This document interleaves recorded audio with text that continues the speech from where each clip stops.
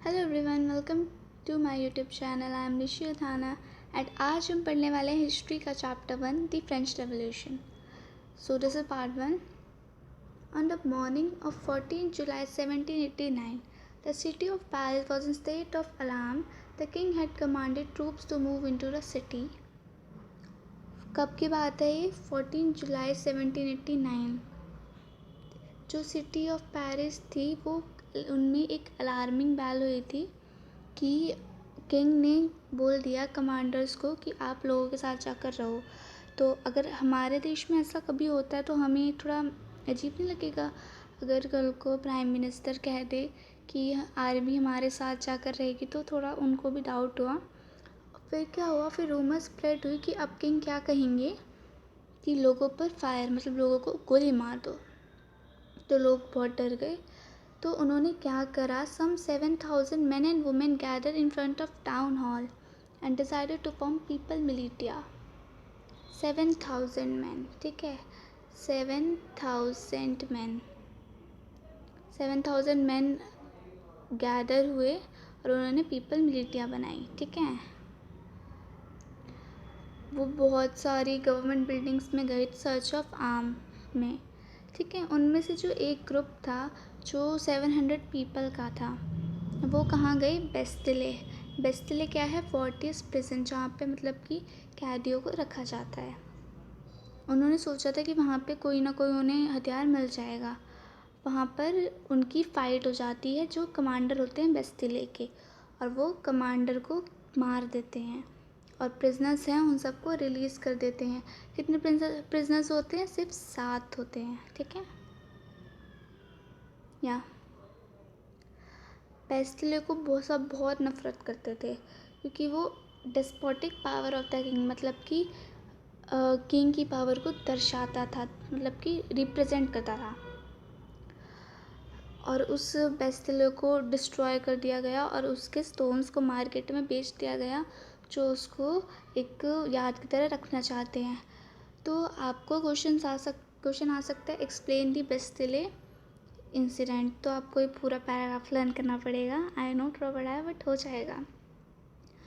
और 14 जुलाई को क्या हुआ था ये भी आ सकता है। ठीक है, आप याद कर लेना। The days that followed saw more rioting both in Paris and countryside. Most people were protesting against the high price of the bread. मतलब बहुत वहाँ पे बहुत क्राइसिस चल रही थी और बहुत ज़्यादा हाई प्राइस था ब्रेड का।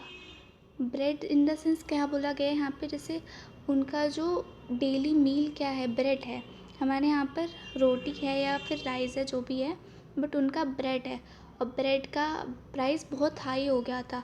पर जो लोगों की इनकम थी, मोस्टली लेबर्स की, उतनी हाई नहीं थी कि वो उसको अफोर्ड नहीं कर पा रहे थे। Much later when historians look back, उन्होंने पता चला कि ये चेंज जो हुई है ना, वो स्टार्ट कहाँ से हुई है। तो वो हम देखते हैं आगे। ये देखो, उस टाइम की एक पिक्चर है यहाँ पर। देखो अब यहाँ पे ना हमें पता चलेगा एक्चुअली में है क्या चीज़ है। In 1774 Louis 16 of the Bourbon family of the king ascended the throne of France. Louis 16 ये पूरा नाम है इनका। ठीक है, वो सिर्फ 20 साल के थे और उनकी शादी ऑस्ट्रियन प्रिंसेस मैरी एंटियोनी के साथ हुई थी। ठीक है, शादी के बाद उन्हें क्या पता चलता है, मतलब कि जब वो किंग बन जाते हैं, कि उनका जो खजाना है वो तो खाली है। क्यों खाली थी, अब उसके भी बहुत सारे रीजंस थे और ये बहुत पूछा जाता है एग्ज़ाम्स में। क्या रीजंस थे कि मतलब जो फ्रांस थे ना, फ्रेंच मतलब कि फ्रांस थी, वो बहुत सारे वॉर्स में इन्वॉल्व थी पहले। ठीक है, और वहाँ पे बहुत ज़्यादा कॉस्ट ऑफ मेंटेनिंग। अब आपने बहुत बड़ा पैलेस बना लिया, उसको मेंटेन भी तो करना पड़ेगा, तो उसका भी तो कॉस्ट होएगा ना। और लुई 16 ने अमेरिकन की 13 कॉलोनीज़ को हेल्प करी थी फ्रीडम देने में। किससे? Common enemy Britain. ठीक है, इस वॉर की वजह से उनमें कितना कितना लोन हो गया, 2 बिलियन लिवरेज। लिवरेज उनकी करेंसी है, ठीक है। और ये लोन उन्होंने किससे लिया था, जो उन्हीं के कंट्री के रिच मनी लेंडर्स थे, ठीक है। यहाँ और मनी लेंडर्स क्या थे, वो 10% इंटरेस्ट चार्ज करते थे, ठीक है। और जो गवर्नमेंट थी ना, वो अपने बजट का बहुत ज़्यादा पार्ट इसमें भी दे रही थी। और उनको बहुत सारे जैसे मेंटेनिंग आर्मी, बहुत सारे और भी खर्चे होते थे। इस वजह से उन्होंने टैक्स बढ़ा दिए। ये क्वेश्चन भी आपको याद करना पड़ेगा, क्यों बढ़ा दिए। अब मैं आपको स्टेट्स बताती हूँ किससे किससे डिवाइडेड थे पहले। अच्छा, ये देख लो पहले। Society of states was full of future system that dated back to the Middle Ages. The term old regime is usually used to describe the society and institution of France before 1789. 1789 से पहले जो France की society थी ना, France की, उसको old रिजिमाई कहा जाता था, ठीक है। अब हम देखते हैं, देखो।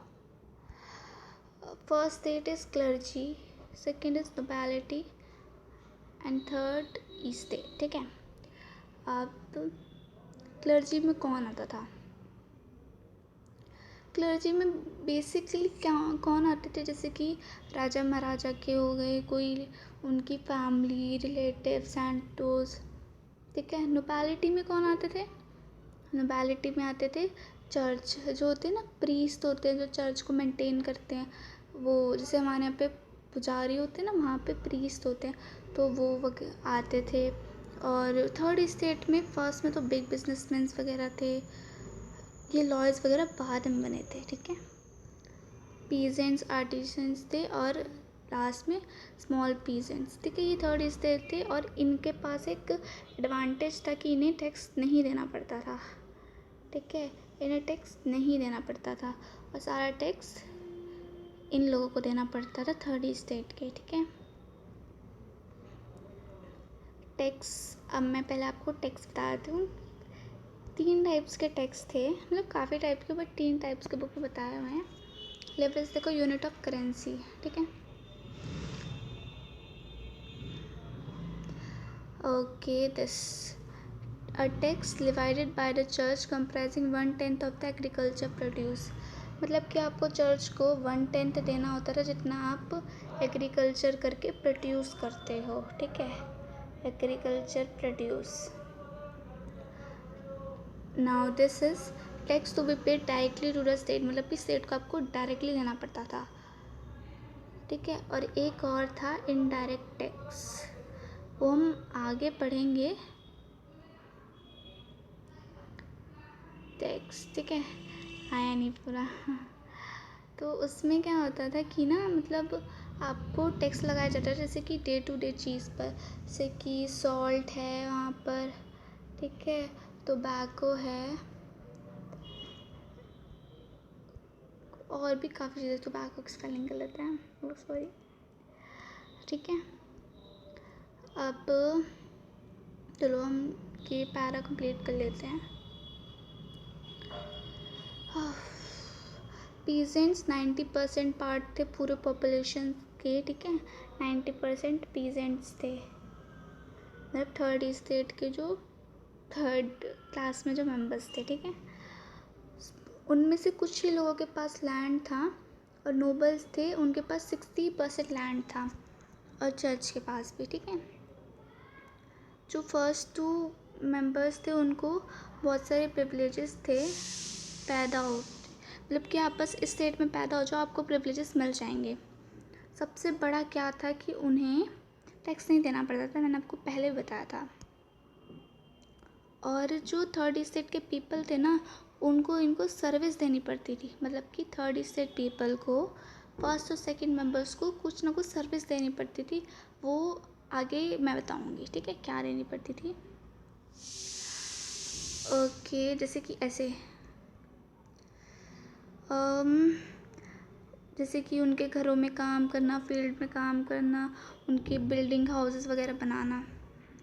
चर्च भी टैक्स लेते थे, जैसे कि this one, and all members of the third state को टैक्स देना पड़ता था, डेली देना पड़ता था। और इनडायरेक्ट टैक्सेस थे, देखो मैंने आपको बताया था सॉल्ट एंड टोबैको पर था ना, the burden of financial activity of state was born by the third state. मतलब जितना भी टैक्स वगैरह था वो सारा थर्ड स्टेट से लिया जाता था, फर्स्ट और सेकेंड से कुछ नहीं लिया जाता था। अब ये टॉपिक मैं नेक्स्ट वीडियो में करूँगी। अगर वीडियो अच्छी लगी हो तो लाइक करना। It's my first video. Thank you so much.